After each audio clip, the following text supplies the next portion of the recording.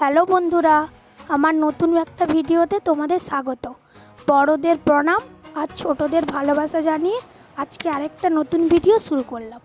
ছোট থেকে বড় সকলেরই আমাদের ফুচকা খুব প্রিয়, তাই আজকে তোমাদের প্রথম থেকে শেষ পর্যন্ত কীরকমভাবে ফুচকা বানালে পারফেক্ট ফুচকা হবে সেটাই তোমাদেরকে দেখাচ্ছি। পুরো ভিডিওটা প্রথম থেকে লাস্ট পর্যন্ত দেখো, তোমাদেরও প্রত্যেকটা ফুচকাই ফুলবে।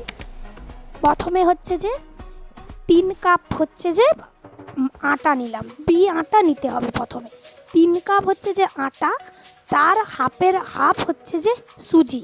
প্রথমেই বলে রাখলাম 3 কাপ আটা, তার হাফের হাফ সুজি নেবে। দিয়ে হালকা 1 চিমটা হচ্ছে যে বেকিং সোডা নেবে। তাতে 1 গ্লাস, ছোট গ্লাসের 1 গ্লাস জল নিয়ে তার সাথে মিশিয়ে দিবে, যাতে প্রত্যেকটা জায়গায় পারফেক্টভাবে জলটা যায়, যাতে প্রত্যেকটা ফুচকা ভালো করে ফুলে।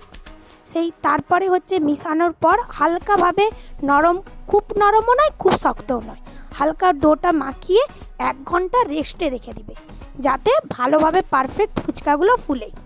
রেস্টে রাখার পর ভালো করে আবার একবার ভালো করে হচ্ছে যে মাখিয়ে নেব।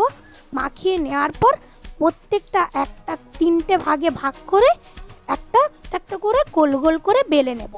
দিয়ে তারপরেও আবার একটার উপরে আরেকটা চাপা দিয়ে ভালো করে রাখতে হবে, যাতে বাতাসটা না লাগে, উপরটা যাতে শুকনো না হয়ে যায়। জলটা ভালো করে আবার বলে দিচ্ছি, যাতে উপরে জলটা হচ্ছে শুকনো না হয়ে যায়, সেই জন্য একটার উপরে আরেকটা চাপা দিয়ে রাখবে, যাতে বাতাসটা না লাগে, তবেই ফুচকাগুলো পারফেক্ট ফুলবে। তারপরে ভেজে নেব। প্রত্যেকটা ফুচকা ভাজা হয়ে যাবার পর এবারে জলটা রেডি করার পালা আর আলু মাখাটা রেডি করার পালা। প্রথমে তেঁতুল জলটা রেডি করব। তেঁতুলটা আমি আগে থেকেই ভিজিয়ে রেখেছিলাম। তারপর ছেঁকে তেঁতুলটা যতটা, তার অর্ধেক 1 গ্লাস মতো জল দেব। সেইখানে একটু বিট লবণ দেব, একটু হালকা লঙ্কা গুঁড়ি দেব। ছোট বাচ্চা যদি বাড়িয়ে থাকে তাহলে হালকা মিডিয়াম ঝাল দিতে পারে, কিন্তু বাচ্চা যদি ভালো খায় তাহলে মোটামুটি যেরকম আপনার ওটা আন্দাজ মতো ঝালটা দিয়ে দিবেন। আর একটু লেবুর রস দেব আর একটু জিরা গুঁড়ি দেব। এইটা হলেই এবারে ধনেপাতা যদি থাকে বাড়িতে তাহলে ধনেপাতা দিয়ে দিবে।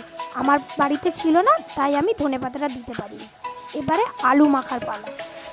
প্রথমে আলুটা সেদ্ধ করা আছে, আলুটা সেদ্ধর উপর ছোলা, মটর সেদ্ধ, পেঁয়াজ,